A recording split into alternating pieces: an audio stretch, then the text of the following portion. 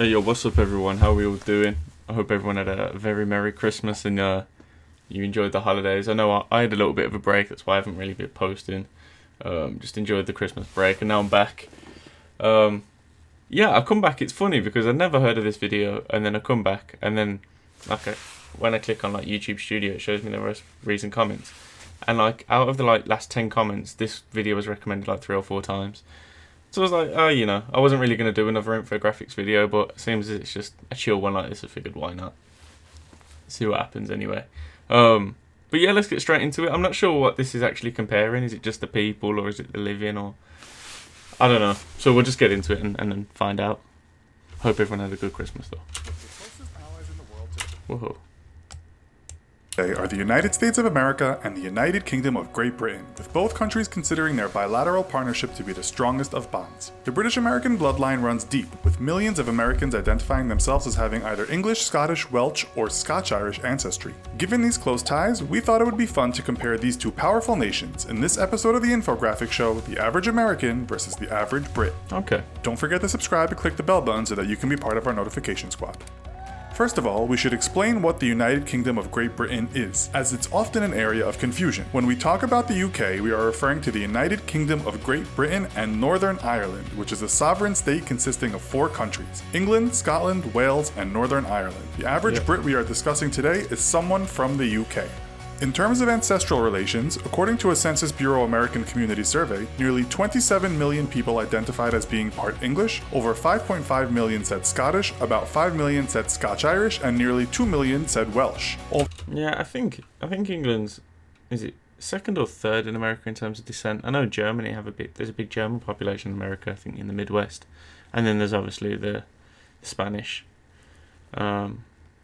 I'm not sure how that works. Do the Spanish people identify as South American, or is it European Spain? I don't know how the Spanish works, but yeah, I'm pretty sure England's second or third in the heritage kind of sense. Although Irish and German Americans make up larger portions of the US public, it's thought there are a lot more Americans that have Brit blood flowing through their veins but no longer consider themselves being anything other than a full-blooded American. With this in mind, we'll start with some comparisons of a physical nature. The average Brit stands just a fraction taller than the average American, with the BBC lately reporting that the average man in the UK is now 5 feet 10 inches and the average woman is 5 feet 5 inches. That's so jokes because I'm 5'10", so they've clearly done their research.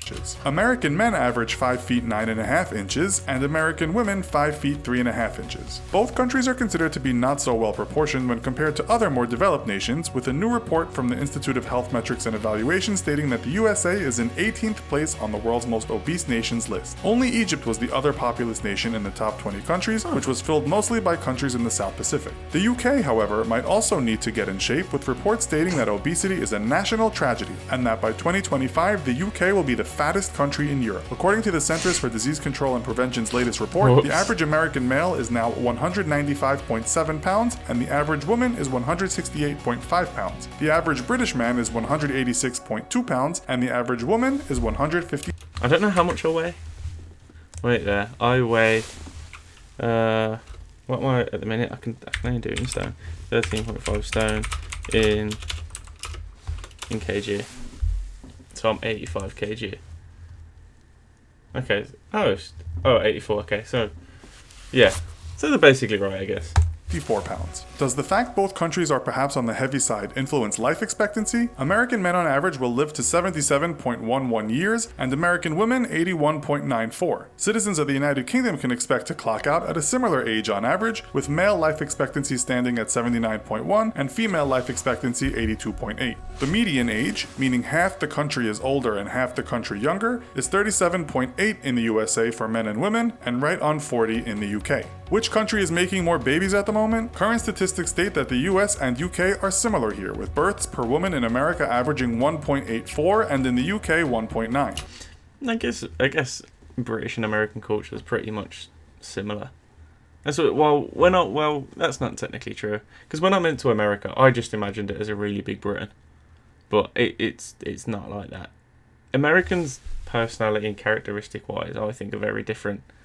I think you guys you have a lot more energy than we do, and that translates into other things. I'd consider you guys more optimistic than the average Brit, and we're probably more pessimistic. I feel like you guys are probably more excitable than we are. You know, these aren't good or bad things. These are just what I noticed. Whereas we can be quite... We love to moan. British people love to moan about stuff, so... You know, just little things like that. I'm not sure why I'm talking about this, because we're talking about births for women at the minute, but yeah.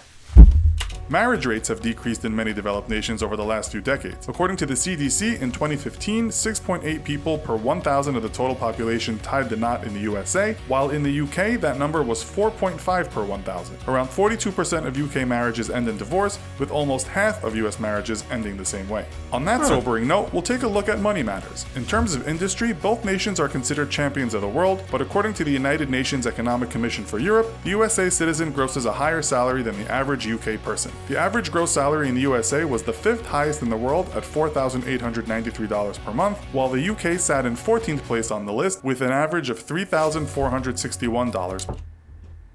So... Okay. Wait, the average person averages 3,000... Wait, let me listen to this again, I'm sorry. Salary in the USA was the 5th highest in the world at $4,893 per month, while the UK sat in 14th place on the list with an average of $3,461 per month. What's that in pounds? $3,461 in pounds. So I think it'd be about 2,900, maybe smack on 3,000. I don't know anyone that makes that, to be honest. Well, I do. I know quite a few people that make that, but I mean, that's from previous jobs that I've had where like the bigger boys are earning it. But yeah, I kind of get what you're saying. In terms of cost, I mean, he's obviously right. It's a fact. So this is just from my experience. Place on the list with an average of $3,461 per month. In terms of cost of living, Americans might need the few extra dollars, with one report putting the USA in 18th place in the world on a cost of living index and the UK in 29th place. We must also note that cost of living and wages can change dramatically from city to city. If we take a look at the economics Big Mac index, we find that the cost of a Big Mac in the US is $5.06, while the Brits only pay $3.73. At the same time, the index shows someone in London has to work on average 1 minute longer than someone in New York to buy the same burger. At the high end of the That's weird. That's a good way of translating wage, I guess. That's very smart. I wouldn't have thought to do it like that, the Big Mac index. That's brilliant. That is that is the most American way of measuring anything. London has to work on average 1 minute longer than someone in New York to buy the same burger. At the high end of the earnings scale, the US is home to the richest man on the planet, Microsoft co-founder Bill Gates, whose fortune amounts to around $87 billion. The richest person in the UK is... I mean, this must be an old video then. 2017, yeah. Because I think Bezos is first now, isn't it? Bezos and Musk. It's actually listed as two brothers who are part of the Hinduja family. Their net worth is around $16.9 billion, according to Forbes. In total, there are 134 billionaires based in the UK, according to the Sunday Times, while the USA has the most billionaires in the world at 565. What do Americans and Brits get for all their hard work? Well, the Brits don't work as hard, according to one study that divided the total number of hours actually worked by the average number of people in employment per year. The USA was 16th on the list at 34.40 hours per week, and the UK was 24th on the list at 32.25 hours per week. The Brits also get more time off, with workers by law given 5.6 weeks of paid vacation time per year. In the US, there is no such law, and paid time off is an... I was told by someone in the comments of the last video that paid vacation is kind of seen as a bartering chip amongst companies. So like, better jobs will offer paid vacation, and maybe the lower ones won't. So I can see why that's useful to kind of have it as a chip rather than a given. But this is a very suspect picture right here. I don't know who made this animation, but I want to think about it next time, mate. An agreement made between the employer and the employee. The average paid days off in the US is said to be about 10 days, with that number increasing with the number of years in a certain job. The UK has less public holidays though, at 8 days, with the US enjoying 10 national public holidays. Americans may work harder, but they also seem to be getting more for their buck. While the British public have been dealing with drastically increasing property prices, they also live in very small abodes. Studies have found that Britain's houses on average are some of the smallest in Europe at around 818 square feet. American citizens on average can enjoy much larger living areas, with the average house size being around 2,160 square feet. The US also has more in terms of vehicle ownership. This is something that British people talk about a lot. So you see a house this size, say you put it on an average street like the street I live on, and say it's got 2 bedrooms, living room, bathroom, kitchen, no drive, no garage, just park your car up front. In Birmingham, this would probably cost you about $250,000. And in London, it would probably cost you upwards of $500,000. I'm not joking. For the price of like a house in London here, you could have a mansion in Texas. I'm not joking. Like, I'm trying to think if there's a quick way to Google it here. I know reaction channels don't usually do this, but fuck it doesn't really matter, does it?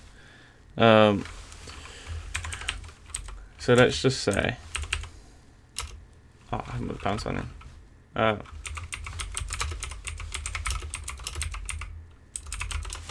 £400,000 house in London. Like, let's try to find one. Like this, yeah, okay. That's nearly $500,000. I mean, it's got a drive, so this is like a really nice house. But that's kind of what you're getting for about $400,000. And look, it's not like you haven't got space or anything. That's your living room, that's your kitchen. And for us, that's a massive house. That is absolutely huge. And this is going to cost you about $500,000. Mental. I don't know, I think it's crazy. Saying that, there's me looking for houses. Oh, I've just shut YouTube. Shit. I've had a nightmare, guys. Two of the closest allies in the world today are the United States of America and the United Kingdom of Great Britain, with both countries Okay, but yeah, back to the usual video. Square feet. The US also has more in terms of vehicle ownership. America is third on the list of number of vehicles owned per 1,000 people, at 797, excluding motorcycles and anything else on 2 wheels. The UK lies in 34th place on the same list with 519 vehicles per 1,000 people. Rising property prices, expensive cars, what does this mean in terms of borrowing money? Household debt statistics, which is measured by all money owed to financial institutions, whether it be for a house or a BMW, has both the UK and the US in the top 10 countries of the world. For 2016, the UK was in 6th place on the household debt list, and the US not far behind in 7th place. UK citizens looking for a higher education and a good start in life might also have to take on a lot of debt before they actually embark on a career. While much of Europe enjoys a free ride or low-cost higher education, England is now said to be the most expensive place in the world to get a college degree. The latest reports state UK nationals attending an English university can expect annual tuition to be $11,715 compared to the $9,410 Americans pay on average per year. On average, the class of 2016 in the USA owed around $37,172 in loans, while students graduating from a university in England could expect to owe as much as something in the region of $40,000 to $55,000. Scotland, Wales, and Northern Ireland all have cheaper university tuition fees, or no tuition fee for Scottish people studying in Scotland.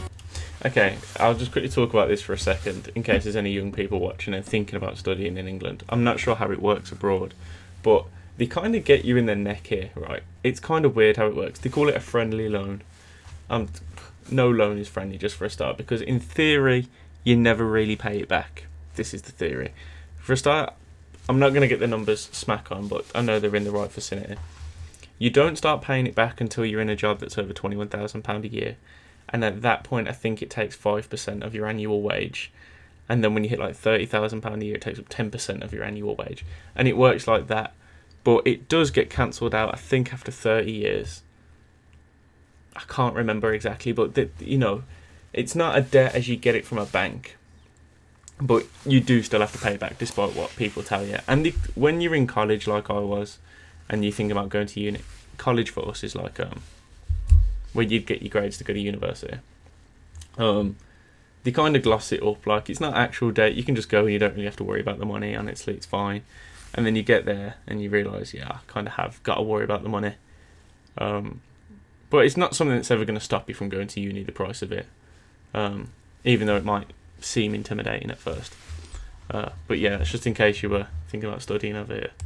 Students may still have to borrow to study, though, with a recent report by the Student Loans Company stating the average student debt in Northern Ireland and Scotland was around $26,000 and $15,000 respectively. The Welsh have part of their tuition fees paid for by the Welsh government, but students still rack up debts on average of around $24,000. UK citizens may take some comfort in matters of healthcare, with most costs covered by Britain's National Health Service. Americans are not so fortunate, with an article in The Atlantic this year stating that more than a quarter of Americans said that someone in their household was struggling to pay off crushing medical debts. With that, we come to the end of today's show. Head on over to the comments section.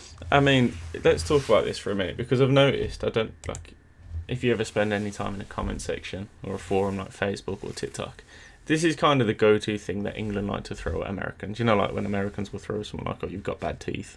And then the British person will go, oh, well, you know, at least I don't get shot going to maths. You know that kind of bullshit that you see in the comments. And then the British people always throw this, the NHS. Because we've got free healthcare. Which is true. But if you've ever stepped foot inside an NHS hospital, you will know why it's free. Because it will take you hours to see anyone. And, okay, for any British people in the comments that are going to get at me for saying this, I'm talking about my experience. And I've used the NHS facilities a few times. And each time I've used it, I've regretted it. You have to wait for hours. The service is like... Okay, let's do this. So I know one person that had a knee operation through the NHS, and I know another person that had a knee operation through private healthcare. Right. The person that went to the NHS, they were put on a waiting list of something stupid like 6 months to see them, and then when they got their scan or whatever, they went and had it done, and they had to take 3 months off work. So bearing in mind that is costing money, and then they couldn't fit them into the physiotherapy until another 4 months after that. So this protest took close to 2 years by the time everything was finished, and he's still kind of no better off now because the physiotherapy was so far away. As opposed to the person that went to like the private healthcare, they went on the day, they've paid their money, they get scanned, they get the results the next day. He has surgery a week later, and then physiotherapy starts 2 days later. Within a month, all the process is nearly complete. So you do pay for what you get. And that's not me slagging off NHS nurses or doctors. It's not that. It's the system. And the argument for that is the system just needs more money, but which isn't really a good answer because it's just a bottomless pit. That's the problem with stuff like that. They're never going to have enough money because when you do, you expand, and when you expand, it costs money. I kind of went off on a rant there, but that's just giving you some British insight. If you've got any American insight into the things that were discussed, obviously put them in. But I'm going to get shot by British people in the comments for talking about this. When really, I find it to be the truth. Let me know what you guys think, though, and yeah. I hope you enjoyed the video. Like, comment, subscribe. Let me know what else you want to see. And, I can get that done.